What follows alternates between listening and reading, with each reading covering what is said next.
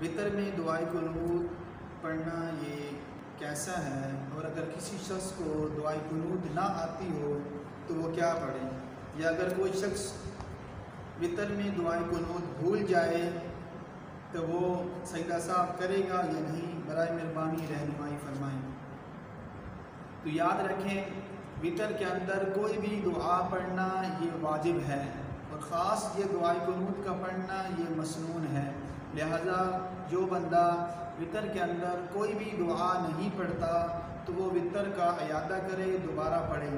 ہاں، اگر کوئی شخص جس کو دعائے قنوت نہ آتی ہو اور وہ اس کی جگہ کوئی اور دعا پڑھ سکتا ہے، جیسے کہ ہمارے ہاں عام مشہور ہے ربنا آتنا فی الدنیا حسنۃ وفی الآخرۃ حسنۃ وقنا عذاب النار، یہ پڑھ لے۔